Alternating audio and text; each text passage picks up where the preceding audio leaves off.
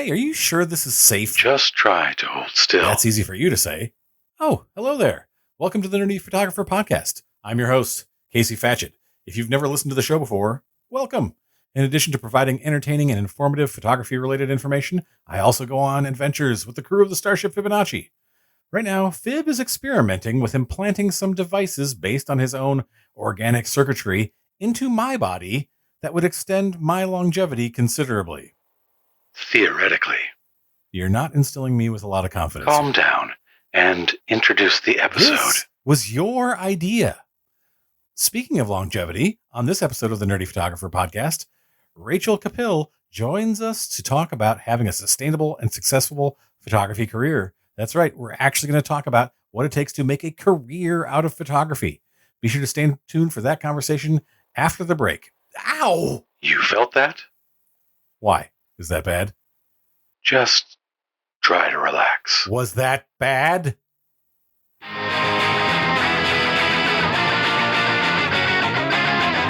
Hey there, Nerdy Photo Crew. There's one thing you should never be caught without as a professional photographer, and that's a good contract, both for dealing with your clients and dealing with subcontractors that you may work with along the way. Be sure to head over to nerdyphotographer.com and go to our shop and find our contract templates for portrait photography, event photography, wedding photography, as well as dealing with second photographers, associate photographers, and any other subcontractors that you might have. Check it out and keep your business safe.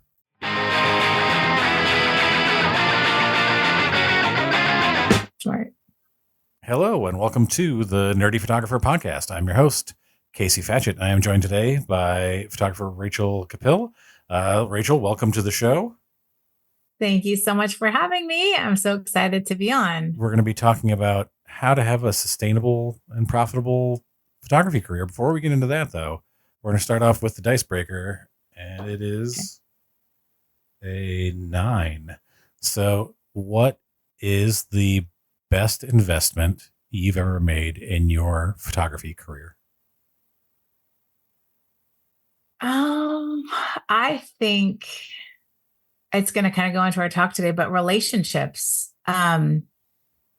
education and relationships, I think that would be my answer. Is it good to have two? Yeah, that's fine. I think you can have as many as I think that's one of those things that that when I discuss networking with people, they think that just means like getting information, like, oh, you're on my LinkedIn, or you're like, or I'm, follow you on, we follow each other on Instagram, and now we're networking. No, that's not what networking is. It is really like you have to build a relationship, and that's across. Yep. I work in the wedding field, and I work in corporate photography.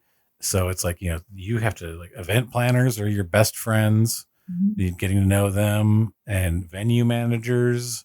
And like, but you can't just like sit there and go like, hey, we know each other. It's like, you have to be able to provide something for them. Like, it's give and take. And that's the thing I think that no matter what industry you're in, that most people don't understand. And this is the thing that they should have taught us in college or any schooling whatsoever, is that networking is a two-way street. Definitely. Because they always talk about like, oh, it's the people you know. But when someone has an opportunity to give you a job or help you in some way, that you are at the top of their mind because you're someone who helps them. That's I think a big part of it. And I'm sure we'll get into that later in the conversation. So definitely, for you, what do you think the key factors are to consider when you're building your photography business to make sure that it's financially and creatively sustainable over the long term?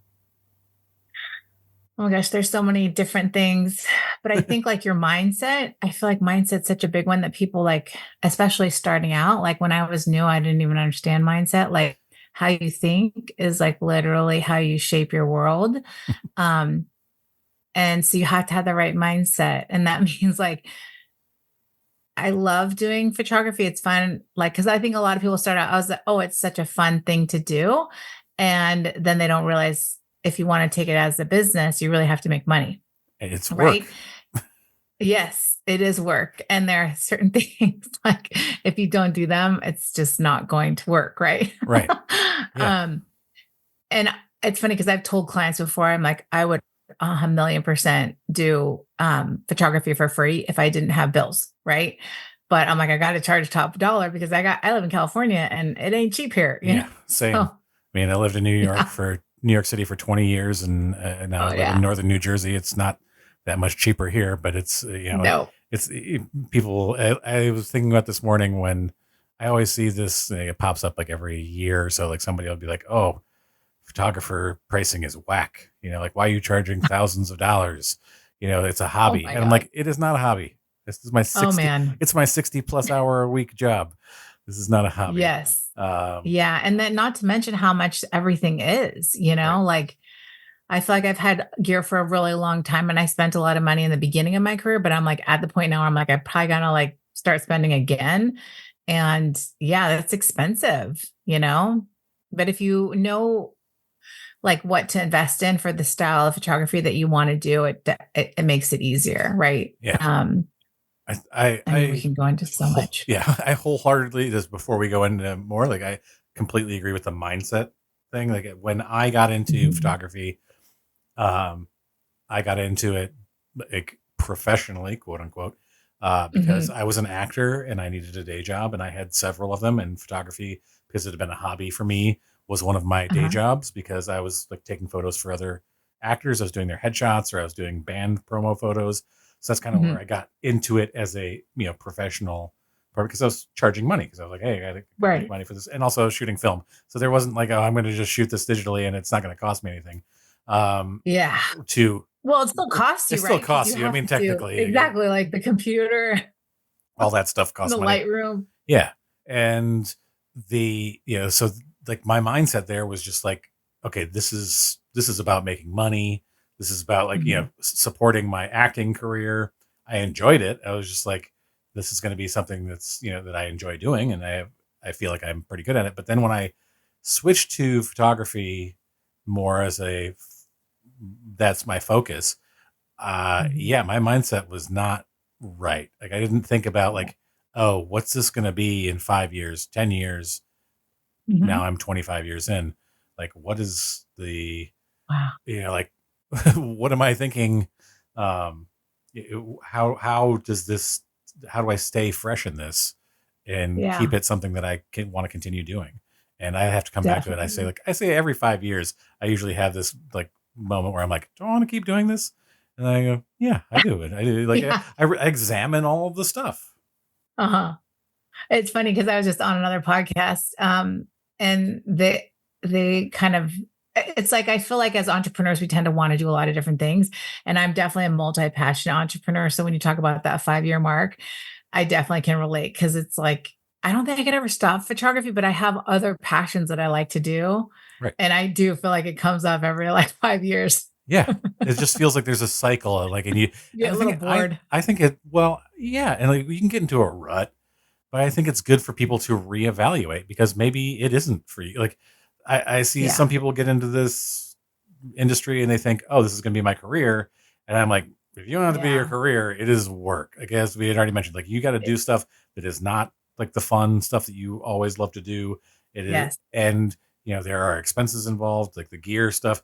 And, Mhm. and I always tell people, like, you don't always need the newest, most expensive piece of Mhm. equipment to do the job. Like, like, relax. Because if you just like go out there Mhm. and buy the new thing every time something new comes out, you're not going to have a Oh, very long career because you're going to go broke. There's yeah. always something new. Yep.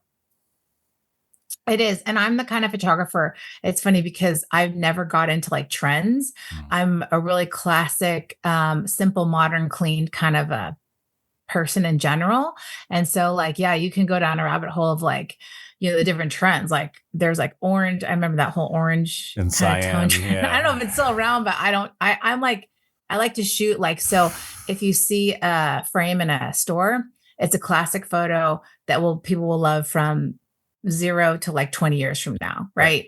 So I totally agree with you. Cause yeah, you can get caught up in the trends and it's so hard to keep up. But Yeah. I've literally had the same gear for probably I'm doing it 20 years now.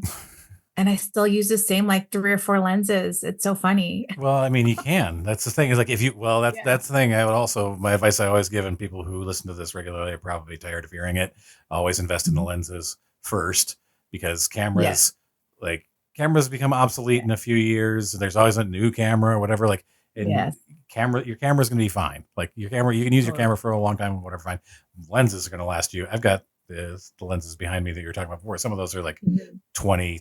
The film camera ones are like 50 years old, and I'm still like That's that. crazy. Like That's so we're cool. from the 70s or something, or 60s or 70s, and my mom picked them up at a estate sale and gave me my first camera when I was a teenager. And like those lenses Mm. still work; they're still great. Great. You take care of them; they're in good condition. So my I recommendation. know. Isn't it interesting how like as a kid, I think if you interviewed photographers, they'd probably all say at some point they're like in love with pictures or photos of some sort, like if you're a photographer, because I have a book, I have a 6-year-old, so I was reading this book that I wrote back in, I don't know, elementary school. And in my little author bio, it says, and I love collecting any picture of any sort and, Yeah. like storing it. Like it's so funny. I'm like, oh my God, I even love photography way back then. Well, yeah, it's just the visual like storytelling and just like seeing stuff. And like, yeah, I've always had a passion for like, ooh, a really good picture, like really connected with me on some level. Totally. Yeah, that's I think I think most photographers have that experience in some way, probably. Um, I know it's cool. yeah. So, how do you balance the passion for photos and photography with the practical demand of running a successful business? Yeah, it's so interesting because like I've had people tell me like, "Oh, you've got an interesting balance of like creative but also business." And how I got into photography, it might kind of like resonate with some people. Like I was in a relationship, miserable, and I had a friend tell me like you should do something that you enjoy to kind of get your mind off of it. And so of course, I turned to photography. And the business side of me was like, huh. I'm like, do what I enjoy and make money at it. Like, why not? Right. Yeah. Hello. So I feel like I'm really lucky because I've always loved photography. Like I legit like when I go to photo shoots, I could be like tired and exhausted from life, but then when I actually get to the photo shoot, I get like energized, right? And I'm a people person, so I definitely love people. So how I balance it, I feel like the balance is that I just really, really love it. And this is like the business side of me. So I get paid really well for what I do.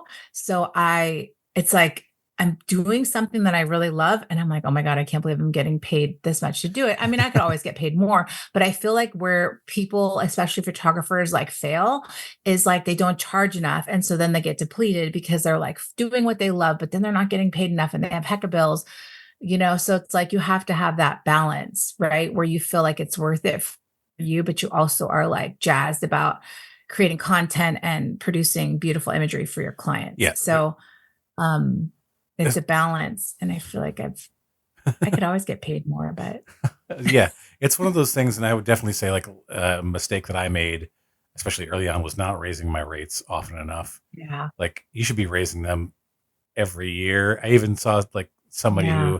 who was saying like, "Hey, do it every 5, 10 shoots, just incrementally, small. You don't have to like because Yeah. that way." And here's a secret for everybody listening who's like worried about raising their rates: if you do it like in small increments, like every so often, it's like your clients aren't going to freak out, especially if they're like referring you to somebody else, like Yeah. in the wedding business Mhm. or like in the family portrait business, whatever. People are like I'm going to raise my rates 20%. Whoa! Like then all of a sudden you're going to refer somebody and they're like, why is it so much more What the money? heck? Yeah, what happened? Yeah. And I'm like, whereas if you raise it like a little bit at a time each time, like by the time Mhm. they're referring you to somebody, it's like, oh, it's only gone up like a little bit since so and so got Yep. married, whatever.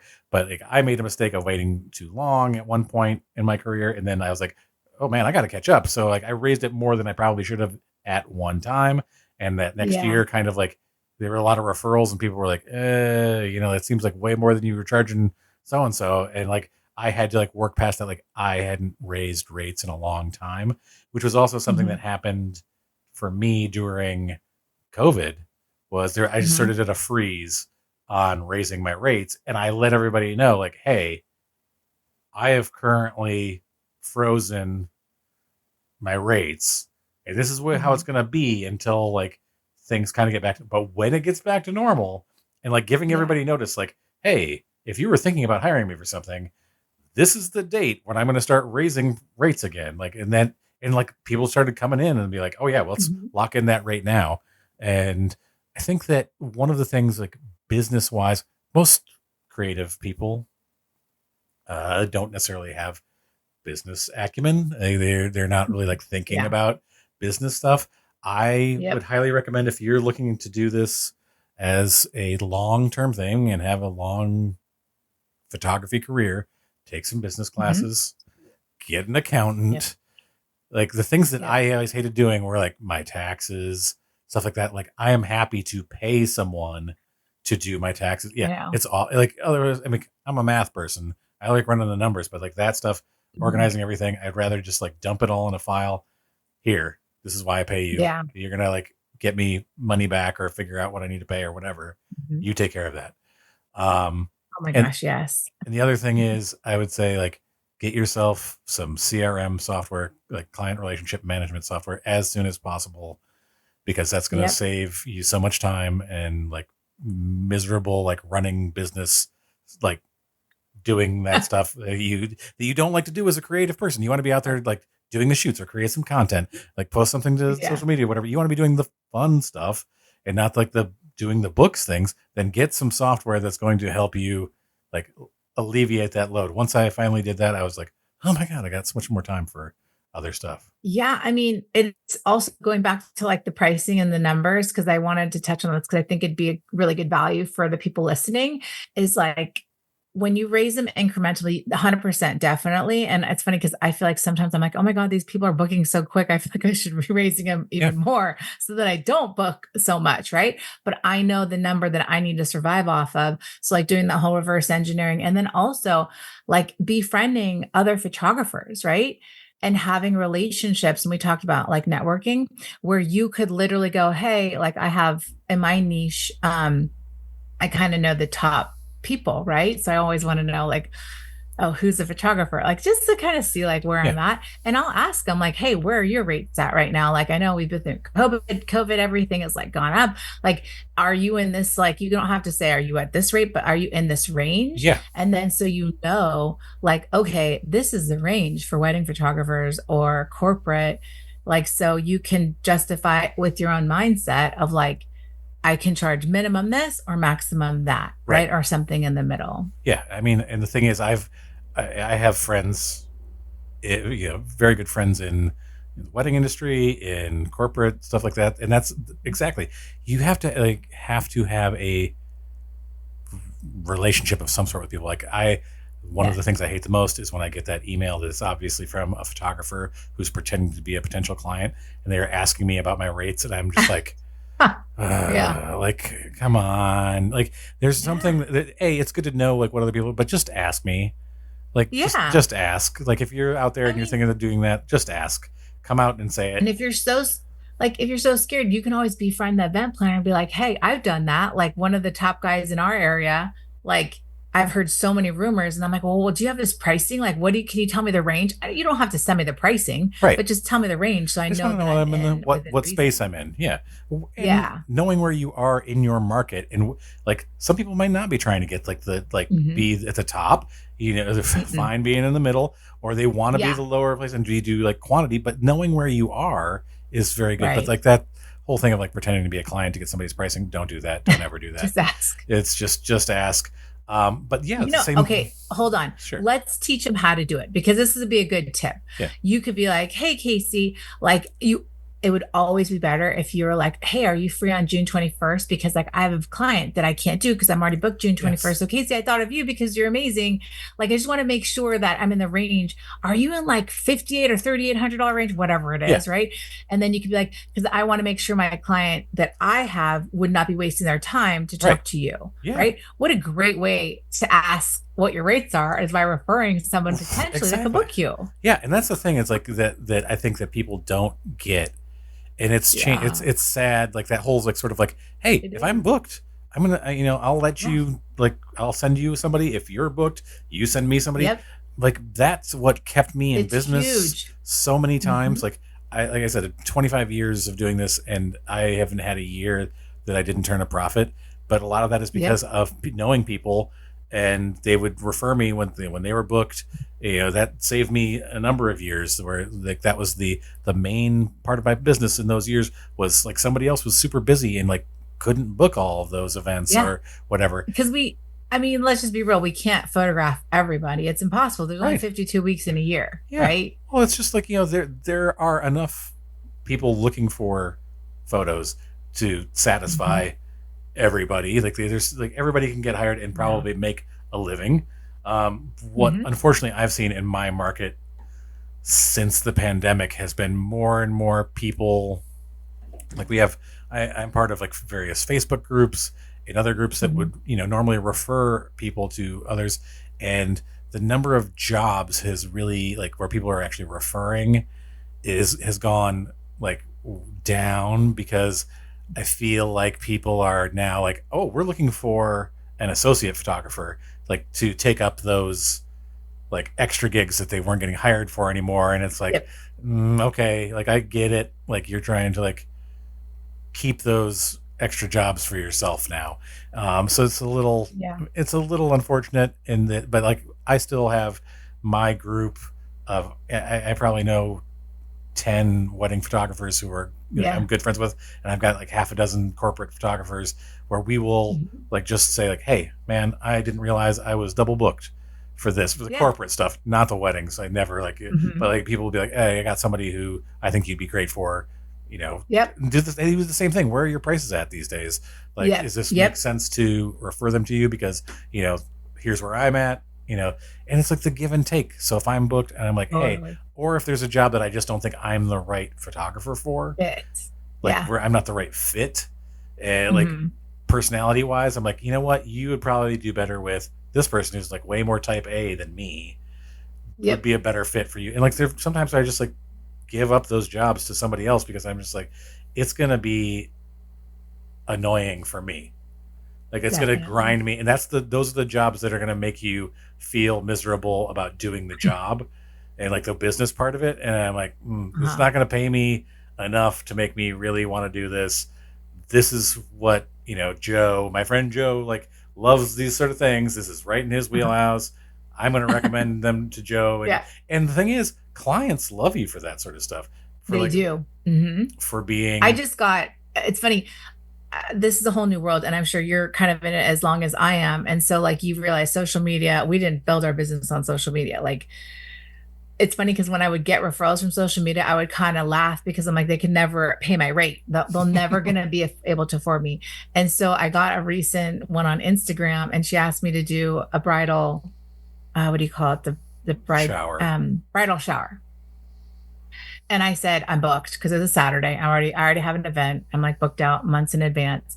And I asked her, like, what's your price range? Because I have a lot of friends, but like all of my friends are really expensive. Like, they're top of the tier, right, in the area. And so she gave me a price, and I was like, oh God, I don't know anybody like that would do that rate, like not even my second shooters, Right. right? And so I said, okay, um, I'm like, I would try Thumbtack because Thumbtack actually has new and upcoming photographers that are more affordable.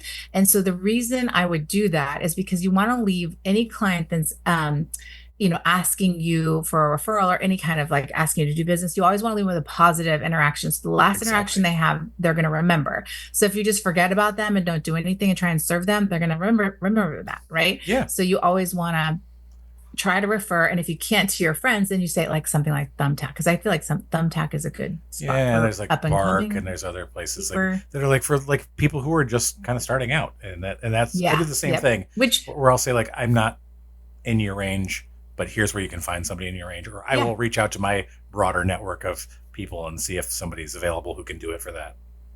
exactly, because you're serving them, right? And sales Yeah, is service. So, right. And but then, then it oftentimes, like we're talking about, comes back to your mindset. Like, what do you yeah, believe that you're good enough for? right. And what do you like, having this sense of value of yourself, Hmm. and like, that's part of, I think, like how you set your prices, like how you value Yep. your product, what you, and the services that you provide, because like you said, it's a service industry. I Yep. feel like a huge part of my value comes from client service.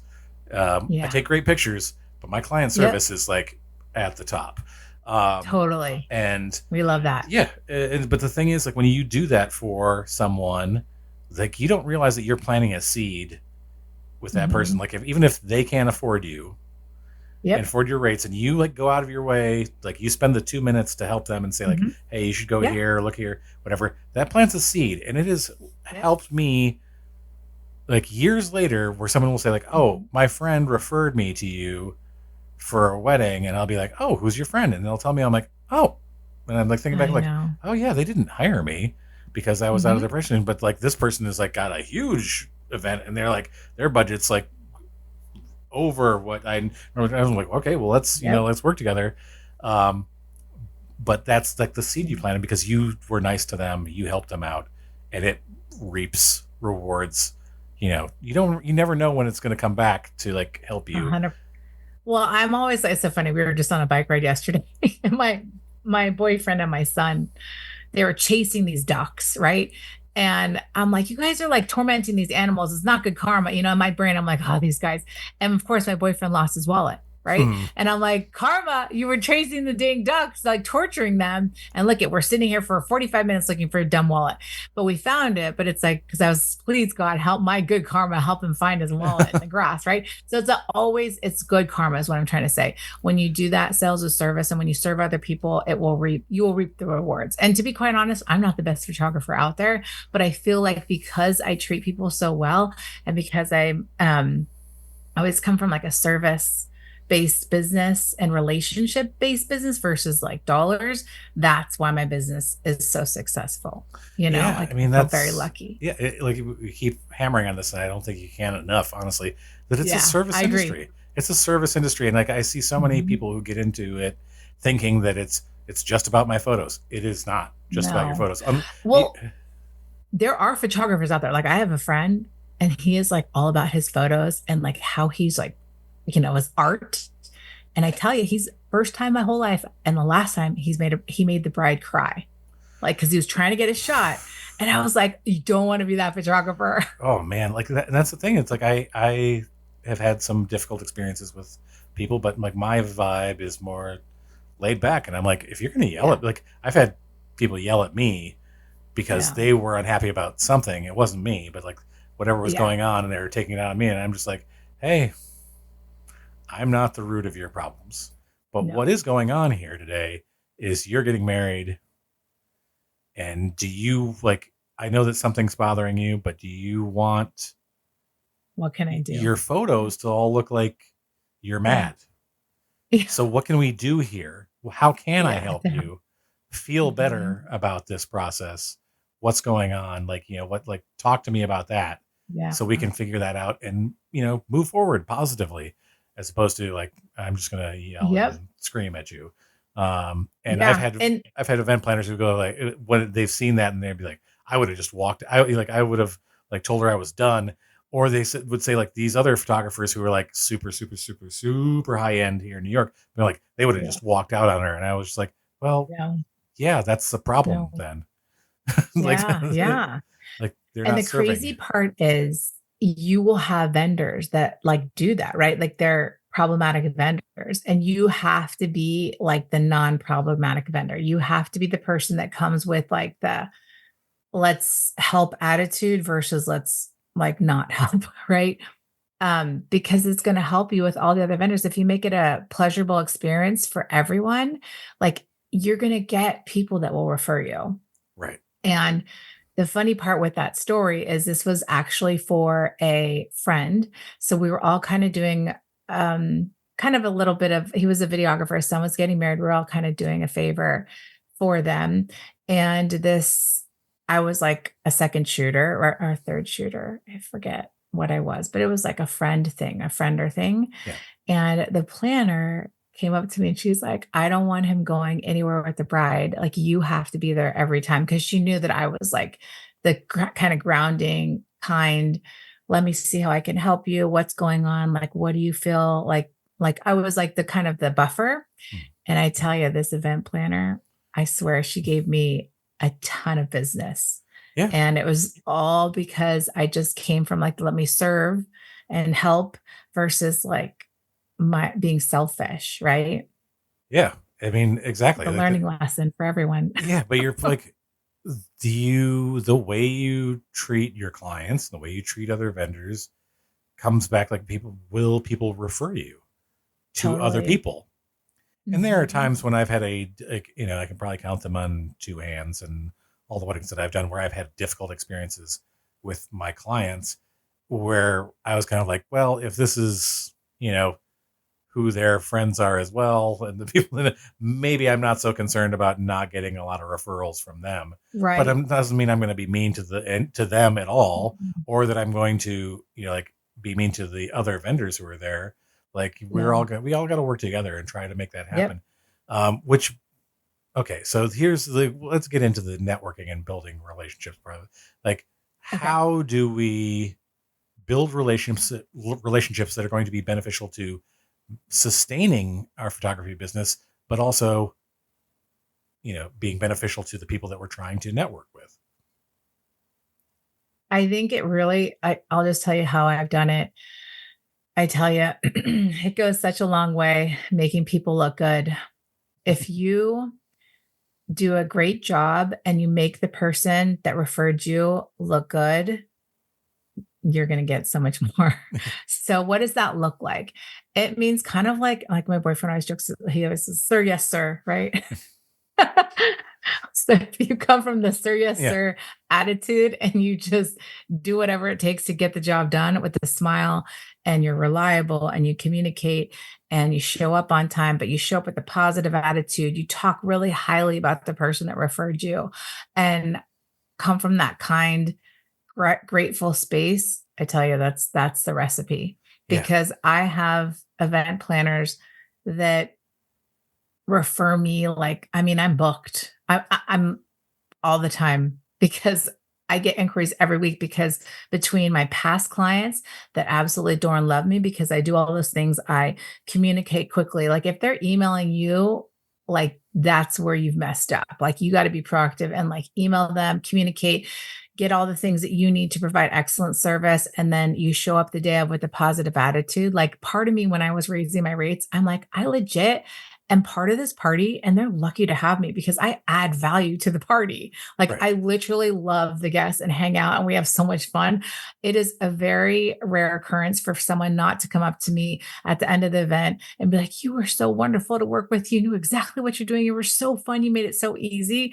So if you do these things and you make the person that's referring you look good, you're going to win every time. And all you have to do is take some decent pictures. I'm not the best photographer. If you look at my website, I promise you, there are photographers that are way better than I am with lighting and with all the different things, but I capture emotion and I come with a great attitude. And so that's what people love I think working that with me. the people like want to work with people that they want to work with Mhm. is a big part of it. And also like I think that one of the sort of overlooked things that a lot of photographers like everybody you have to provide something for these people. Like the Mhm. I commonly get asked like, like how do I start those relationships? Like, how do I Mhm. begin a relationship with somebody if You I'm got to not give. there? Yeah, you give. And you Mhm. also like try to actually form a relationship.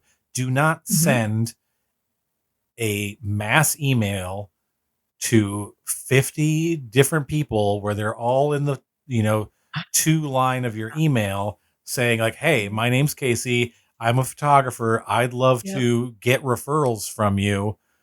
Like Mhm. when I moved out of the I know. city to northern New Jersey, I realized there were a bunch of wedding venues within about 5 or 6 miles of me.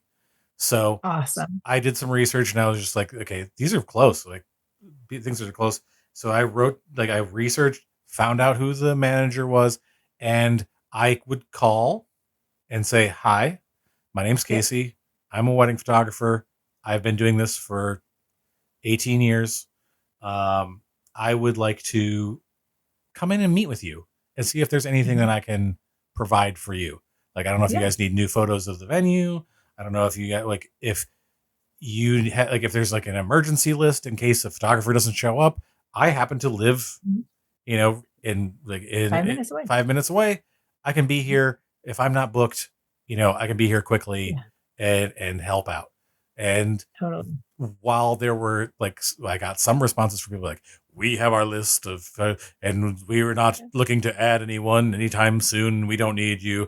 Mhm, Like I got, probably like a third of them that were that. I got, mhm. another, a few that like just didn't respond at all. But the others, I set up meetings with them, and now I know Yeah, the venue managers there. And the thing is about venue managers is that they leave, they go somewhere else. Their assistant is still yep, working, is now taking over there. So now people at two different places.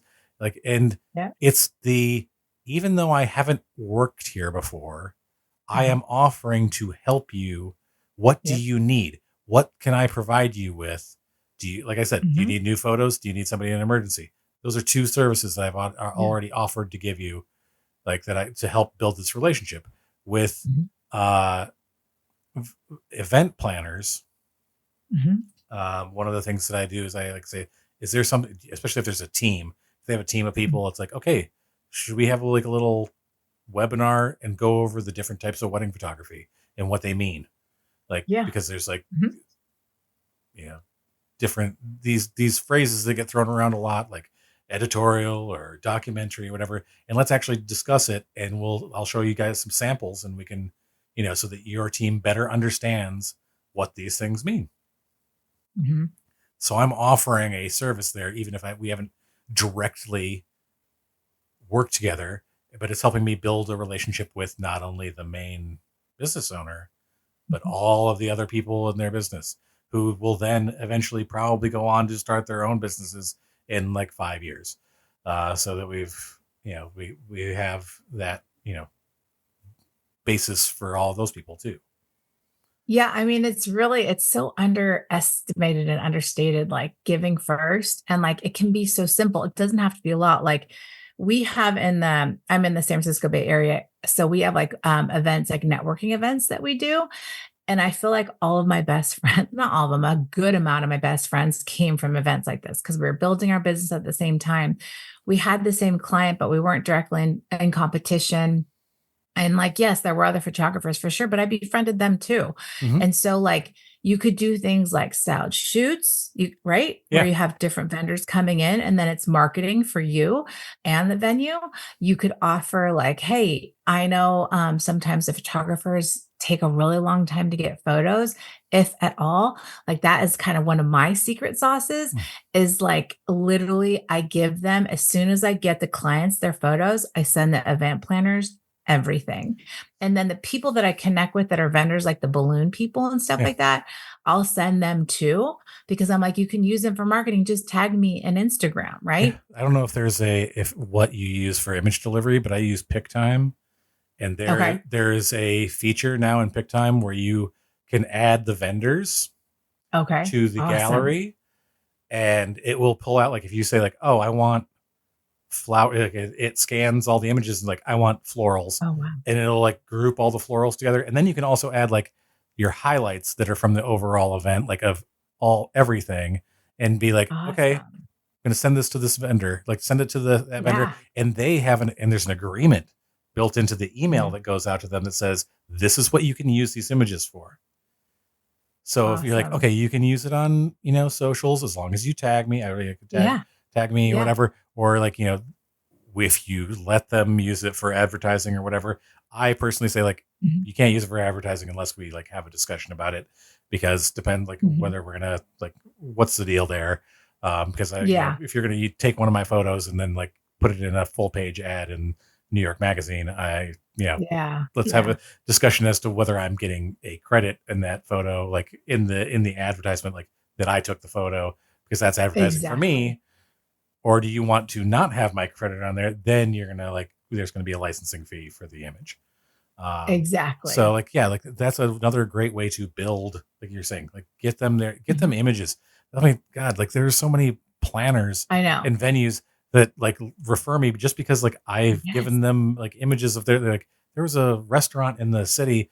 I've gone through now 3 managers of this like restaurant that does like Awesome. small weddings, because the first time I went there, I took pictures of Yep. the food and of the venue. Mhm. And I was just like, here, these weren't even really things I was going to give the client, but I thought, you could use them. And they're like, what?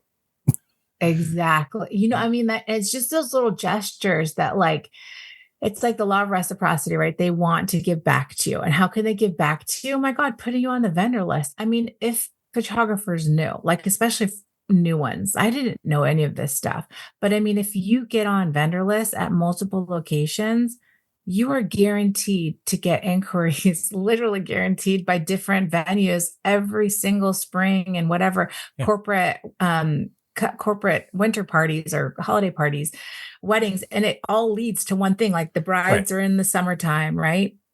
And the And then you're corporate booked in events. the summer and the spring, and then it goes in straight into Christmas, and then you got the corporate parties.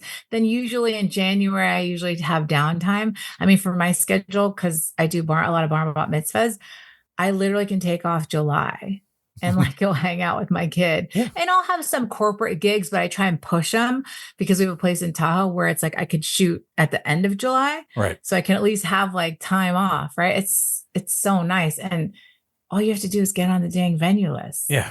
I mean, So and hard. here's the thing that I will say about venue lists that some people might not know, and I don't know how it is there, but there are some venues Mhm. here that like ask for like a percentage, like to be on their Oh, lists. no. And yeah, there's a few. New York, huh? Yeah, I mean, like people, it's I mean, it's like an advertising fee, I we're, guess, right? and it depends. Like if it was 10% or Yeah. 5%, fine. But there are places that charge 25%, Ah, and they are wow. not inexpensive. Like I used to work for Uh, another studio for a little while when I was trying to get more business, mm, information. Like how do I run a successful business? Like this whole thing. I worked at another studio as their yeah. studio manager, so I saw how everything was done, and I'm like, this guy had a whole other price list for these Right. venues. They were charging him 20 to 25% extra. So like he's passing that along to the Huh. clients. And I'm like, do the clients know? Like, what's going You on here? know, Like if they it's find out interesting. about this, they're going to be mad. Well, I've had planners that actually have done, I guess they charge my fees and then they'll pay me my fee, which I'm fine with. But if I had to do that, I would definitely want to increase my pricing, Yeah. to cover that fee. So if they Yeah. I knew, think that I it's like, mean, I haven't had that though over that's here. I've, like there's one thing if I'm going to advertise with you and I'm paying you to advertise in your list, that's Mhm. one thing. But like you're Yeah. charging, and then like they would come back to me and go like, Huh. how much did you like? What was the album? Like how big was the album that they got? Like trying to get like that percentage that I'm like, what? Like no. I'm not Interesting. giving you Huh. like 25% of an album that they chose to do like years later. Like, Dang, that's crazy. No, I yeah. haven't had that. I mean, it's probably not too common, but at least we know now, There are the just full like saying that there are percentage. some like for photographers who are listening, like if you're all just like if you be careful of those sorts of situations because Yes. sometimes they'll like make you sign the stuff and be like, hey, read the fine print before you sign anything Yeah. to be on somebody's list. Photographers, it's time to revolutionize your workflow with Aftershoot. Imagine culling through thousands of images in a matter of minutes, effortlessly flagging blurry shots and closed eye pictures. Now you can stop imagining and meet your new photography sidekick, Aftershoot, the game-changing AI photo culling and editing software. Say goodbye to hours spent sifting through images as Aftershoot's AI can cull thousands of photos in just a few minutes, grouping together similar shots and flagging those blurry or closed eye pics. I have been using Aftershoot for a little over a year, and I have to say, it has transformed the workflow on the portrait side of my business, culling and organizing my photos from family portrait sessions to corporate headshots in a matter of minutes. For engagements, events, and weddings, it does a great job as a first pass cull for me, since I like to go through and make sure I didn't miss anything, but those family and group photos are all solidly organized together, and that saves me so much time. You can also make your artistic vision a reality. Aftershoot's automated AI editing is customizable to your unique style. Edit thousands of images in just a few clicks, achieving consistency and brilliance effortlessly. Sign up now at nerdyphotographer.com/recommends/aftershoot and experience the Aftershoot advantage with your first month free. Transform your workflow and transform your business. Go to nerdyphotographer.com/recommends/aftershoot or click the link in the episode notes and free up time for what you love by letting AI handle the heavy lifting so you can focus on capturing moments and not sorting through them. networking. I want to get into a couple other things. Okay. um, so how do you see like branding and marketing? How do we approach that if we're looking to have a longevity from our photography businesses? If there are any approaches that have worked well for you, I mean, I have some things I would say about it, but I want to give you the floor first to discuss like how you feel Yeah, like. I mean, branding, I feel like your branding definitely like you want to be consistent with it and pick out however you want to visually look. I'm like super simple, so I'm not like a branding expert, but what I can say is what people say about me, which is like branding, right? Yeah, So like I really want to leave people with a great experience, because if they have that a great experience, that they will always refer me and I will always have business. And I feel like I've actually had people say, "Oh, so and so talked like evangelically about you." And I was like, "Whoa, I've never." But it's like they're like, you have to use her. She's amazing. She does it. So branding is like how you show up and how people view your company, but also it's like the art of it. So like I always work to make sure I'm super consistent in that light. Like no matter who you are, no matter like what you're going through, everyone's getting the same treatment, which is like excellence, right? So like I'll give you an example. I remember I did a B'nai Mitzvah, which is yeah, the it was twins. twins. The mom came in full forced. I mean, because I deal with the upper middle class, I don't deal with like the lower end or the ultra high. I'm right there at the upper middle class. So I have a lot of CEOs, attorneys, doctors, dentists, like, you know, high end people in the area. She came in guns a blazing. Everything that I kind of said in the first like 10 minutes was like irritating her. But I turned my charm on, followed the cues, and I had her in the palm of my hand. And legit, like, she loved me and she referred me like a ton of people. So, as far as my brand is concerned, that's what I want. And sometimes you really have to suck it up. Like, I mean, I legit, like, oh my God, what am I going to do? This woman is a very high powered CEO. I'm a little bit nervous, but I'm like a CEO too. I've got a strong personality. I know what to get done. So I just have to think like that. Like, what does she want? Sir, yes, sir. Mhm. Gotcha. Done. Boom. Done. Boom. You know what I mean? Like, you just, and that comes with experience. But for me and my branding, that's kind of how I want to like market myself. It's not so much about colors and fonts and whatever, but yes, be consistent there, but like how you operate in your business and like what people What your business is known experience. for, and what like you're, I Yeah. think what you're saying is like for you, it's part of the service is a big Hmm. part of the brand. That's something you talked about Yep. earlier as well. Like the way in which you provide your service is a big part of your branding, and like letting that be known to Yep. people moving forward through the marketing And and just being whatever. like ultra consistent. I think that that's where Yes. people fail, is like they're just not consistent. I think that people don't necessarily understand that branding is more than just like your logo. And like, yeah, Hmm. like if you choose like one of the exercises that when I first like, got into trying to figure it out for myself was, like, you come up with the 3 words to describe your business. And it's like, okay, like really Yeah. think about that. Like, and don't just like, oh, I'm just going to put those words on everything that I do. And like, okay, why do my clients, like, I started finding those words because I was seeing them pop up in reviews. They were, Hmm. and the 3 things that I was getting all the time were, um, authentic and real. Like the Hmm. photos feel very real, um, Hmm. timeless, Yep. and the speed in which I turned around Yes. the photos. Those were like the 3 things Yes. that I started noticing, like, were always showing up in reviews. I'm like, okay, these are Yeah. things that people hired. Like they were like so Hmm. happy about what I did, and there's a reasons that people hired. So in establishing my brand, I was like, Hmm. yeah, those are things that I really like about myself too, and about my Yeah. business. I think are super important. So let's lean into that part of the branding and marketing is going to be about these things. So that's where Yep. my marketing is going to be about, one of these elements. Like what is, Hmm. like there are smaller things like solving problems for people, that I like, how do I solve a problem for you?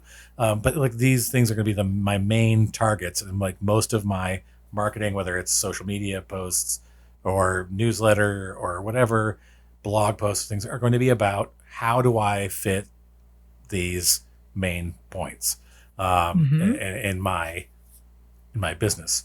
and being consistent about those things. If you decide at some point, I think this is also a problem that people have. Even if you've figured it out in what your brand is and how it impacts your marketing, when it comes to having a business that goes for 10, 15, 20 years, if you're looking Mm-hmm. for longevity, there is Yeah. that it can evolve. It's Yeah. okay for it to Mm-hmm. evolve over time. It doesn't have to remain static, but you No. have to, like, if you're here's the thing. I've technically rebranded a few times, but my logo has not, like, in some ways over the years, but I Mm-hmm. haven't changed the logo because that's still, my logo is kind of in a very timeless, simple, Mm-hmm. modern way. That's still an aspect, but there are things that I've decided, like, I'm pushing in this direction now more, but that doesn't have to affect the logo and how, like Yeah. the color schemes of my website or anything like that. I've kept the Yeah. same, like, main colors in my, that consistency wise, my main colors have stayed the same for 25 years. Like I like know mine too. the ones that I started with, because I'm like, what? That's something that people recognize. It is like, Yeah. and that's the a consistency that, like, over Mm-hmm. time, that people are like, oh yeah, we're still getting the same. Like, I think that I've changed my logo, like, early on. Like, I had the same one logo for like 10 years, whatever. But, like, then, like, the last, I think, 16 or so years, I've had the same logo, even though I've made some minor changes in the brand. Like, that Yeah. logo still, like, fits exactly what I'm going for, even though Right. I've changed some of the details and where things are going. And that's what, like, people like the consistency that you can, even if you are deciding to change things, you need to Yeah. find some part of your service that stays consistent, whether it's Consistent. how you, Yeah. like what we've talked about, like in the service itself. Even if you're changing things, I would say, like, we both have mentioned this earlier, don't Mm-hmm. chase trends, No. because No. that's the biggest downfall. Well, You're gonna be constantly working towards the next trend, and you're not going to have any consistency. yeah, and I remember in the beginning of my career, it takes some time, right? But consistency should be a word that you stick in your brain forever when you have a business, because consistent with the pictures. Are you a natural light photographer? Are you an artificial light photographer? Are you outdoor and indoor? Like, are you moody or are you light and airy? Like, just stay consistent on your website. Because I remember this art director said that he was like, I can't see a flow for your images. Like, I see like there's some like this style and then there's some like that. So have a consistent flow. So when people are hiring you, they're like, oh, I love like her vibe, right? Like that's, well, a lot of people Yeah. say vibe now. It's like her energy of the photos, right? So if you look like at our websites, I'm sure website is very similar. You get the same style of photo. You're not going to get a dark and moody and then a light and airy every Right. other photo. You're going to get majority of light and airy or majority of dark and moody with an occasional light and airy, maybe from the bright outside or Yeah. something. But like for me, it's super consistent and like you got to get there. However you get there, is it time? Is it, just growing and learning? But I You have think to that figure stuff out your is important. style, I think. And Yeah. and if you decide to change it, your website, But you can, we but can, just don't do it often. right. Don't, like, do it every other year. I think that's the thing that, like, some people, like, oh, well, now, like, everybody wants this, so now I'm going to be that kind of Yeah. No. photographer. Like, no, you need to, like, Yeah. you can adjust your editing style a little bit, like, Yes. A little bit. yeah, this is what I said before, like, when it comes to pricing and, like, raising your prices incrementally, Mhm. make changes in your Incremental. editing style incrementally, so it doesn't look like, oh, we just went Yes. from your black, dark and moody website to now everything's white and light and airy or whatever. Right. She took a class on like light and Yeah. airy. Now she's light and airy. Now, like, the completely, like, there's a different, like, when your old client goes to refer you and they, like, oh, check out our website. Wait, is this the same photographer? I don't Yeah, know that this is the same I photographer know. that But I hired. what's so fascinating? It's like I hear these because I get on these, like I listen to podcasts and they talk about like this drama, all this drama of like wedding photographers. And I'm like, I've never had that. Like, I don't know Mm. if I just am a drama free kind of person, but like this bride hired this photographer for this style and she didn't get that style the bride felt. So then she wants her money back. It's like, I don't know. These kind of things are crazy to me, but I feel like if you're just super consistent and you're like, yeah, like so and so told you how this is how I was, Yeah. and this is what you see on my website, because I really think we have to have websites. We cannot just have Instagrams, Yeah. Uh, or that whatever. is, Like, yeah, yeah. but that's a whole other conversation. Yeah, I think. Well, yeah. Also, well, I think it fits in here. If you're looking to have a longevity, well, like to your photography career, like Instagram is not a portfolio. No. It's just a Mm-mm. social media site. It's not. It is not Yeah. a professional portfolio. But yeah, I think that's the like I see those stories pop up all the time. Like we talk about them sometimes on the podcast, like Yeah. things like that. Like or like people are like, well, they didn't like the sepia bride. I think that's probably Yeah. one that if you've seen that one recently, there was some uh, bride who was like so mad, and she did like 30 TikToks about how she was mad at her Yeah, photographer. I think that was what I was listening to. Yeah, They were talking about, and I'm like, dude, that's crazy. it's nuts. And like the bride, like people were like, oh, "Where's the photographer?" And like the photographer wasn't saying anything because the photographer was preparing a lawsuit because it's like Yeah. defamation and Mm. like you like that, and also just wading into that situation is not going to do you any good. Like at that point, when Yeah. somebody's is recording 30 videos about you, like they've obviously like Yeah. gone over like the cliff. Yeah. The top. Yeah. And yeah, I think that it's when you like when people hire me, they know what they're getting. Mm. And I'm always very clear with Yeah. people like the type of photos you see on my website, what you're seeing on my Yeah. website is what I deliver. I am not Yeah. delivering something that is, different from Mhm. that. And I think that that And is what people something. say about you, Yeah. right? Well, I think that there's also a trap that photographers can fall into of like, I'm going to show these hero images that I have put all of this extra work into and done all the extra retouching and whatever. And this is Yeah. what I show on my website. And then people are like, well, this isn't what the photos that I got back look like. Yeah. Because yeah, you should show Yeah. the type of photos that you deliver. Like this is like, there shouldn't be I very clear to people like you're not seeing something other than what you will get. yeah. And you can like it's so funny because I never got into that. And I wonder now because there is so much retouching and editing that goes on. I never expanded that skill set. So mine are really like when I go through my process and stuff, which I need to do on my YouTube channel, it's super simple. Yeah. And like I don't drop in skies because I have my friend drops in skies and I'm like, I just don't think it's real. But Yeah. that's my Yeah. There's my a jam. And honestly, I've done really freaking well for real. not having all the extra fluff. Yeah.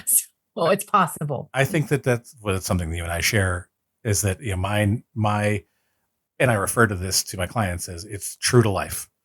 It is not Yep. like fake. You're We're not, capturing moments. yeah, we're like, this is what really happened. And my editing style, as far as like colors and things like that, it's Mhm. not anything over top. Yeah. It's not like vintage looking. I don't even refer Yeah. to it as bright and airy or dark and moody. Refer to it as true to life. It is Yeah. r- realistic. Like Yeah. I think I give it a little bump up. There's a little like oomph. saturation. Yeah, there's a little Yeah. like I give it my special sauce as far as the Uh-huh. colors go, but it doesn't look like Yeah. like a completely different world that Yep. you're living in. Because I Because don't think then, I guess, yeah, I'm kind of like you because I'm not bright and airy or dark and moody. I just know that the two they're like high key and low key yeah, back in the day. That's how they well, used to describe them. and my okay, this is a personal issue that I have with those things. It's like that I feel that people like all of your photos start to look the same if Yeah. that's your like if you like succumb to an editing style like that where everything like the shadows are like the dark and moody has become like sort of like it's dark but like the shadows are Yeah. lifted so it looks like a matte sort of finish to it like and like the colors get all muddy. I'm like if I when I look at these people's like Instagram things like well Mhm. everything looks consistent, it looks so I'm like yeah it looks like one photo, like it looks like all of your photos are like so much like your like style is like such that if I look at like the full feed, not just like going one Mhm. photo at a time, I'm like these photos all look like the same photo. Like I that's my Yeah. concern, and I want my couples to like look at their photos and be like that's my wedding. Like it doesn't Yeah, look like that somebody else's exactly. wedding. So Yeah. I keep it real. As far I as know. that goes. That's how I am too. I'm like, what you see is what you get. And I always try and keep it real. But I do have friends that are like, lavender flowers and, you know, like for the springtime.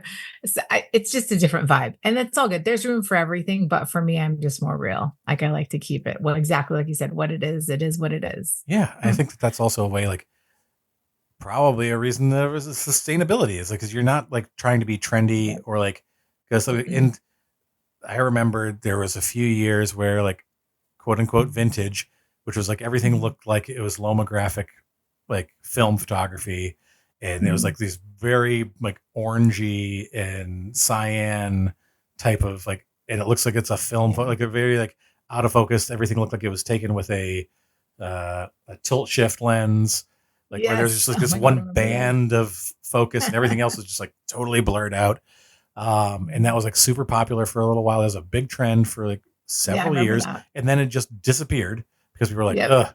And one of the things I tell my clients is that you're not going to look back at your photos in 10, 15, 20 years and go like, oh, that was so 2024. Like that was that was the trend back then. Like, no, I want you to look back at that and go like, oh, I feel like that was yesterday. I feel like that was, Mhm. you know, like, cause Timeless. yeah, Yeah. that timeless Like, vibe. that's Yeah. totally me too. I know that I remember the tilt shift. And it's like you spend so much time doing that stuff, editing, Right. it's like insane. And as a business, like you got to get on to the next. You know Right. what I You mean? gotta, and I same way. Like there's Yeah. I think part of it comes with experience where you sort of streamline your editing process, whether that's Mhm. outsourcing things or whatever it is, but you have a consistent Mhm. look. You finally like get a consistent look. Like you, by remaining consistent is how you streamline and save time. And like, you know, I can take, Definitely. X number of jobs because, I'm not sitting here going like, oh, okay, I'm going to like, which ones am I going to swap the sky out on, or and God, what no. sky do I think is appropriate? And it's just I like, can't. no, like I'm No. sorry, but I like have, that's just I have not. no time for that. But people, you can do that. I have no time for it. So looking ahead, I mean, this is a different type of trend. What trends or shifts do you see in the photo industry that photographers should consider when trying to like have a sustainable business model? To not have a trend. Uh, Can I start that? No, I mean, that's no. in the There's presentation in your style photographically. Yes, sure. there's there's a time and place for trends. I mean, I kind of dance between like do you and just be consistent with it and be the trend. Like I've always like my dad when I was younger, my dad used to always be like, don't be a follower or yeah, don't be a follower, be a leader. And so I've always kind of danced to that tune. Like, I'm not trying to follow anyone and their freaking trends. Like, Hmm. I'm just trying to do me and do like what I want to do because I have basically built a career 20 years that I love, that I can make my own schedule. I can work when I want, not work when I don't want. Um, so I don't know. I mean, if I was to say, like, just do you, like, and whatever your heart desires, if you want, like, I have one photographer I like to work with branding, and she's like, I really like her. She's clean, she's modern, but she's also got this weird edgy thing where she just takes pictures out of focus. And she asked me, she's like, are you into that? And I'm like, absolutely not. Like, I don't want all my pictures in Right. focus. Like, I'm old school, I guess, but do you but she still does it because people want it, Right. right? So like I don't want to say don't do that trend because you might really like it. But if you're going to do it, stick to it and don't make it a trend. I Make it think your signature style, be you know? intentional about it, I think is the Yeah, thing. It's thank like you. there's Be not don't intentional. just do it to do it. Because like I've seen people who are Yeah. just like, here's a bunch of out of focus pictures, and you're like, what's the point of these out of focus pictures? But there are things that can be Yeah. done beautifully, and Yep. I try to explain And to younger photographers like why, like what that is evocative of, and there, because I feel like there's a nostalgia for a time that they didn't experience, and I'm like, this yeah. kind of goes back to like film when you were manually focusing and you couldn't necessarily get what you're trying to get Yeah. in focus, or the film speed wouldn't allow for a shutter that was Right. fast enough. This is like that's what you're kind of like The camera's trying. like does not compute. Right. Like it's There like, you oh, go. so that's why those, like when you're looking through these old photos and seeing things out Mhm. of focus, that's why it's out of focus. So Yeah. if once you know that and you go like, Mhm. oh, so I should shoot with a longer shutter speed, or I Yeah. should And this is how, or like, my focus is, I should just be like moving my focus instead of like, I'm going to like completely throw the whole foreground out of focus or whatever. And it's just going to be something like, like Yeah. do it intentionally and have an idea of like what you're actually trying to create, as opposed to just Yeah. like, it's just going to be out of focus. Yeah. I think I Yeah. think, I mean, go ahead. because sometimes I feel like the trends are cool, but like they're like following, right? Like Yes. be the trendsetter. Don't be the follower, Well, right? yeah, I always heard I mean, you can imitate, emulate, or innovate, and I always yeah. try to But do one of the latter two. yeah, and I mean, you can try it, you know what I mean? And there's nothing wrong with that, but like ultimately in business, people hire you. So like just do you, boo, Yeah, like yeah, I that's think it. that I mean, one of the things that I think as far as like booking trends and how people are finding people, I think one of the things that especially maybe older photographers are not quite so used to, younger photographers are more used to showing who they are on social Mhm. media. I think that Yeah. older photographers at this point, like millennial and like elder millennials and up, and people like my age and Gen X, whatever, who Yeah. don't quite understand what's going on and like, why aren't people like finding me so much anymore? Well, you need to be on social media and being social about it and like showing yourself. It was something that was very hard for me to do, showing you, because people now want to Yeah. know who they're like, we have a better sense of who they're hiring, because the trend is not so much for like, I don't know how this is working out on the West Coast, but Uh-huh. even before the pandemic, people were not coming in for meetings anymore out here. Like it used to be like I Yeah. had a meeting space and people would come in. I would have like all the like a couple days a week that I would set aside just for meetings, and I'd do meetings, you know, all afternoon and evening, and that's when Mhm. I like and we talk and like, go over books and do things like that. And then like around 29, yeah, getting into 2019, like there was like I was noticing it was just like people were just not showing up for the meetings. I Huh. was trying to do more of like Zoom ish stuff, like trying to do like video calls with people, and that was starting to like people were like, oh, that fits our schedule a lot better. So what I was finding, because I just decided after 2019, I'm not going to rebook my meeting space because nobody's coming in for meetings. Nobody wants to come in. They Yeah. want to like maybe do a phone call or, a digital, like uh, I'm trying to think of the word, a video Zoom call. call. Yeah. Yeah. Video. And that wasn't that difficult of a thing to try to remember. Anyway, so like figuring out that like that, the reason for that was because the younger millennial crowd and Gen Z folks Mhm. are used to doing their research online, and Mhm. like they want to go to your socials and like see consistently who you are, see Yeah. who you like, a video or whatever of you, and like get to know you before they make a decision to even contact you, and so that they Huh. feel that they kind of know you. So I think that that is something Mhm. that people need to like put in perspective if you're looking to like keep doing this for a long time, especially if you're doing like in the wedding or like portrait industry. These are the people who are going to become your clients of the future. You need to kind of know Yeah. how they pick people. It That's the is, only thing and that I, it's so fascinating because I struggle with it too because I feel like it's a slight trend. Like this is just my opinion. Nobody has to agree, but I built a business where I never did video calls with clients. Never. I've like unless they specifically request it, which I think it happened like a couple times after COVID. I never had a meeting space. I always just took calls. hmm, And my closing ratio is legit like 98%. I feel like I have a really great natural gift at rapport. And then basically however they came in, like if it's from the venue or for a past client or an event planner, like whatever they said, the person getting on the phone is like ready to potentially hire me, right? right. So like I don't know, like I have danced and I definitely put stuff online now. I tried the whole like 5 days a week a reel, and I'm like, I No, just you don't don't need have to do any that. time for it. Like, I have a kid, I have a relationship that I already freaking don't give enough time to because I work so much, right? And you just have to do you. You can build it whatever way you want. I've made six figures consistently my pretty much my whole career, except for the very beginning. But like, it's all possible however you want to build it. If you want to do a reel a day, more power to you. You're one of those kids that can get on and do a reel in 10 minutes. It takes me an hour to do a reel. I don't know how. It's easier for me to do a YouTube video on my photo channel than a freaking reel. I can literally shoot like 4 videos in an hour. for Yeah. YouTube, but for some reason the reels are just ridiculous to me. So I get what you're saying. Like if you want to try it and you find that your skill set is like a match for that, great.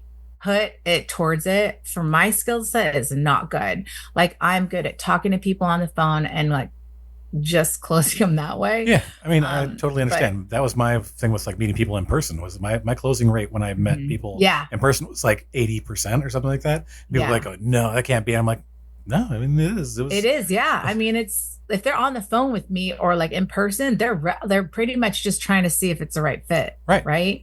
They So if unless you they're say devoting it to something that, yeah, bad, that they're then devoting their time to it. And I think that's one of the things that I think that we're both saying kind of the same thing. If they've decided to mhm. contact you, they are already in a Yep. mindset of where they are considering hiring you, and you're it's up to Yes, you to convince them of who you are and like that that's the right decision to make.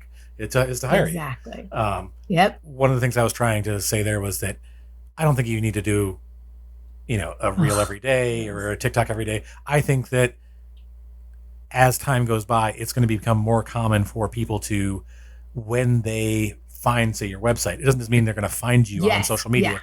They're going to go check your Yes. socials to try to get to know more, unless they're seeing video of you on your website where you're like, hey, this is Yeah. me. Hey, it's Casey. Guess what? Or For whatever. sure. They're going to go and try to Which find I you and get a sense of who you are. totally. And I totally agree with you. And one thing I really want to harp on with photographers, because I have students where I'm like, you guys got to get over it and put your face online. When I see people's websites and they're photographers and I don't see their face, it's a problem, Yeah. right? So, like, even if it's just a headshot, one headshot and a little bit about you, like 100%, because people do want to know who they're hiring, right? And if you want to do the social media, sure. Some people aren't into that, Right. but like, you got to And find where you can build the business whatever way you want, but you can't escape the fact that these things are working. So it could potentially work for you too, but you need to have a headshot you have to on your figure out what you're website. comfortable with, like what your comfort Yes. level is. And I struggled Mhm. for a long time. It's funny because people are like, oh, you were an actor. Like, why did you struggle with that? I'm like, I don't know. That's the difference between having a character to play and Uh-huh. being yourself and how you feel about Yes. putting yourself out there. Like it can go, my therapist and I can go into long periods of Right. time to discuss what that means. But anyway, Uh-huh.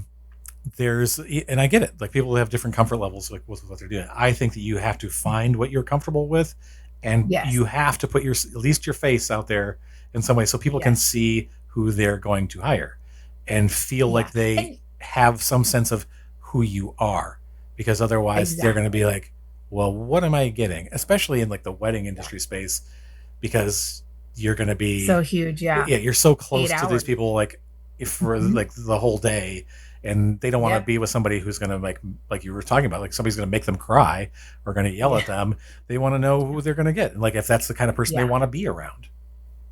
And you can't you I mean some people have issues with their kids, right? Putting them online. You don't have to necessarily do that, but Yeah, just show a little bit if you want. Sprinkle it in. It doesn't yeah, have to be every single reel, or you just like know. letting them know like this is what your life is like this is what the person behind on the other side of the screen, this is what I deal with. Like you don't have to show your kids faces. I don't have children, so No. that's not so, but you don't have to show their faces. Just be like, hey, I have children, guess what, this is what life Yeah. is like for me.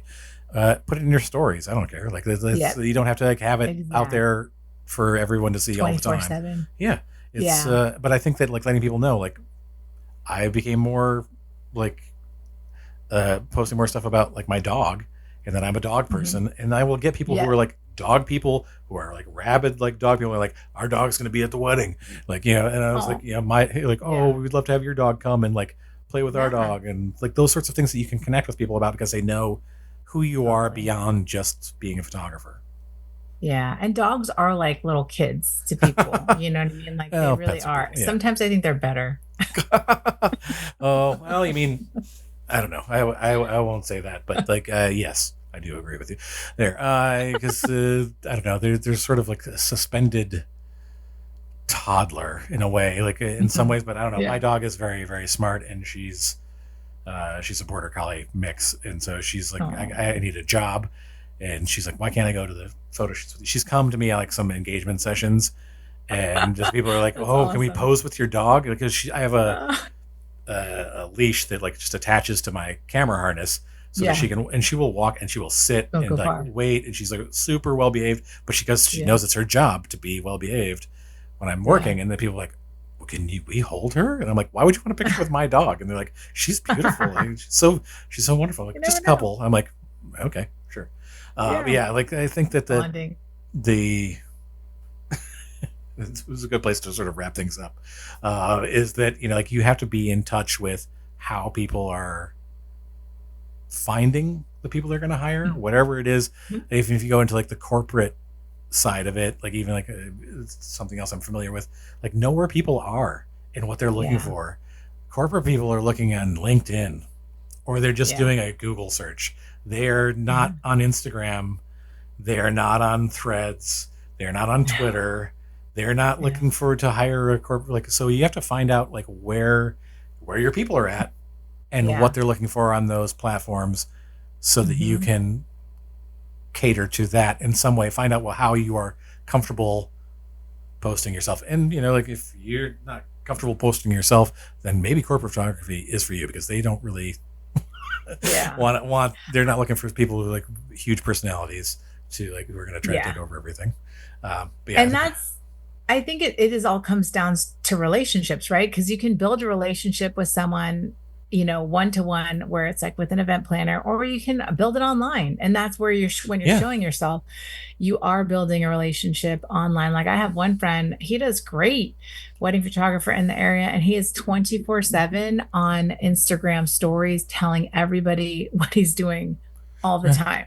And I know he gets business from it. So it all comes down to relationships, really. It's just people in relation wanting to work with people for whatever reason they choose, and being consistent. I think that is the keys to business. consistency. I mean, Yeah. like, yeah, like that people want to see. It gives them a sense. It's the same thing with like reviews or anything else. If somebody's going to check your reviews, they're looking for consistency in those reviews to see whether I Yep. should hire you. They're looking at your socials to see if you're consistent in how you present yourself and who you Yep. are. They're not looking for like everyday posting. And I think that that's one of those things that people get caught up in. Like, I think that social media managers like Is the propel heart. that myth, like, so that to try to like Yeah. sell their service. But like, you don't need to post every day. You don't need to do that unless that's who No. you are. Like, like that's Yeah. something that you, Unless it's like your jam, your yeah, vibe. Not my vibe. I'm tired. I'm old. same. Same. The thing is, like, you were talking about like how it's like it's difficult for you to do reels. There was one of the reels, like the reel that did them best for the nerdy photographer. It has like Uh-huh. one in, I think we're almost at 1.5 million views or something at this point. Was a video I Oh did, my gosh. and my wife was just like, I was thinking about it, and I was trying to record myself doing it, and I kept stopping and going like, that's not right. And she was like, just do it. And so I did it, and then like like it blew up. But the thing for Thank me you. is Just to do it. just like write down my ideas, and then like spend a morning, record all those ideas, and then I will like space them out and like for a few weeks, and Yeah. like post them out there, because for me it's like I can't go like, oh yeah, well, I'm gonna do that right now. And I'm so, because I think it's because I'm self-conscious. I need to sit there and Yeah. like look at it and go, okay, yeah, I'm gonna spend this hour or 2 hours creating a whole bunch of content, and then I'm gonna go back to it later and like dice it up for Yeah. presentation later on. I think that It's that's how like, I remain. yeah, That's how I remain consistent. time blocking is a big one. I have a VA, and I just delegate it to her, like the reels. Like I can't bother. Like I'll shoot the YouTube videos, and then I'll send it to my video editor to do. And We all have yeah, our strengths. it's exhausting. Play to your strengths. Play to the things that you're good at. If there's something you're not Yeah. good, I can't believe we didn't touch on this at all. And you mentioned, I think we're going to go out on this. If there is something that you don't enjoy doing or are not good at, outsource it. Outsource it to somebody else, Yeah. because Delegate. that is what's going to keep you fresh for a long career. Because if you hate some part of your job, that every time it comes up, it's just going to make you not want to do it anymore. Outsource it to somebody who's good at it, or you don't know if they enjoy doing it, but they're doing it for you. So Yes, exactly. And sometimes they're better at it than you, yeah, oftentimes. yeah, Like my that's VA, some of the stuff she creates, I'm like, so much better than I am. Well, yeah, like they said, like you play to your strengths and do the things that you're good at. One of the things I'm good at is like being funny. So that's why I do all the Yep. stuff for the.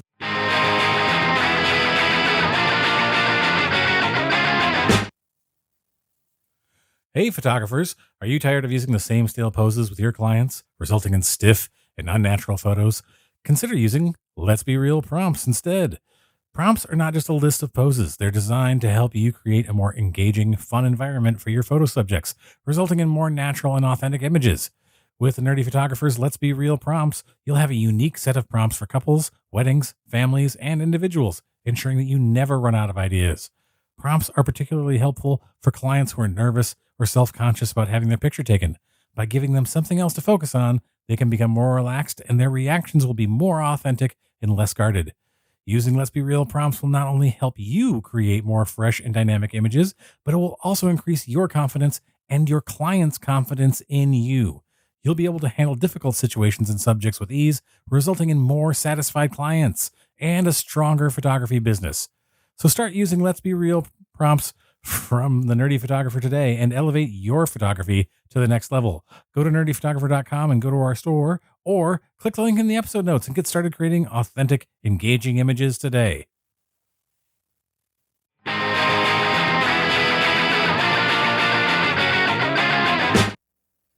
Are you ready to take your photography business to new heights?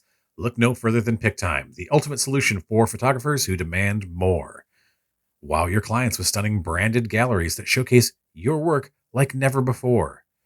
Let your customers preview selected photos on an array of printed goods. PicTime's smart photo store ensures your art shines on everything from canvases to coffee mugs. And take the stress out of marketing with PicTime's automation tools that empower you to effortlessly connect with clients, leaving you more time to focus on your craft. And revolutionize your workflow with PicTime's cutting-edge AI tool that allows you to search and sort images effortlessly, saving you time and ensuring you find that perfect shot in seconds. And that helps you strengthen vendor relationships with precision, curate vendor galleries, setting them just the right images, and enhancing your professional connections.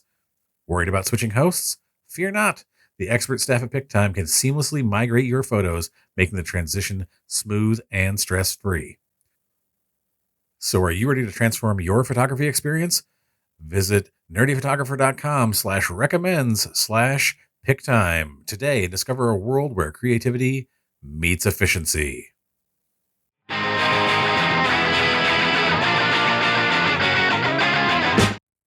Hey, hey, hey! And now for my favorite part of the show. What's that say? Useless information. Ugh, this is always death. Like the Nerdy Photographer, I can do that stuff. There are other things, like I said, I outsource it, farm it out to the accountant, farm it out to somebody else who Yep. can do that video editing. Oh Like my that's, gosh. absolutely. I think that's a good place Yep. for us to wrap up there. So, Rachel, Oh, it's time for our useless information for this episode. You know the saying, I'm on cloud 9? uh-huh. Do you know where that came from?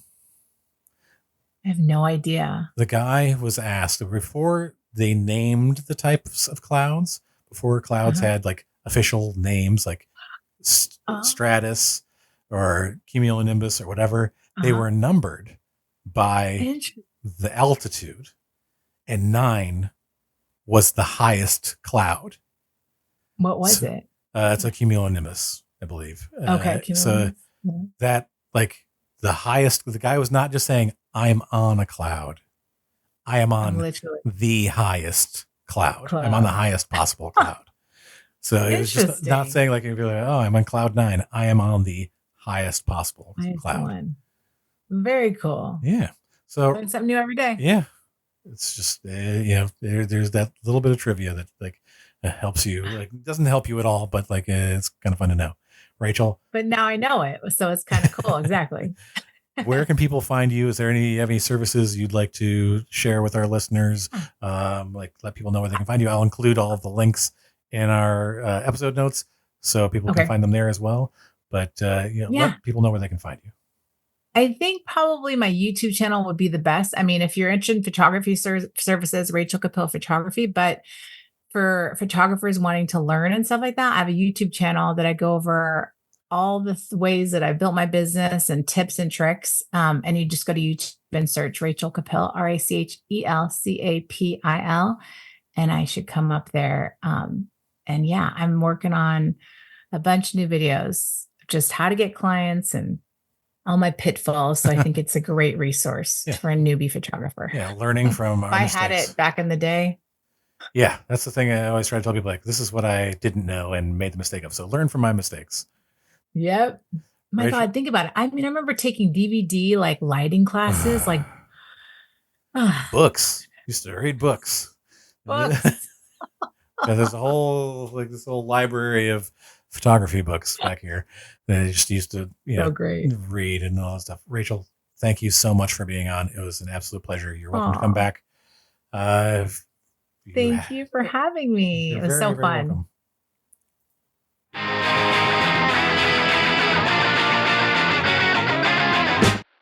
Oh, you're awake.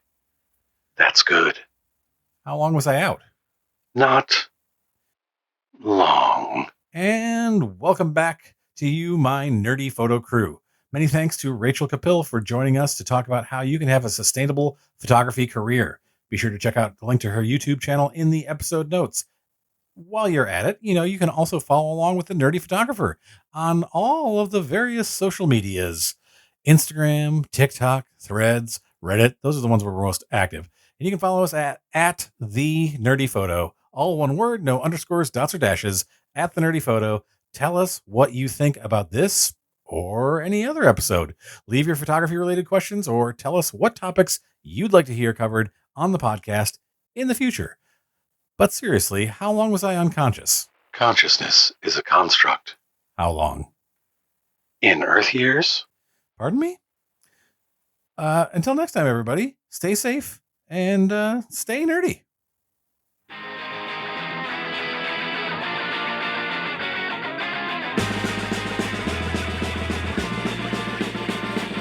Who's coming back to town? You better start listening. Who's your heart been beating about? You better listen.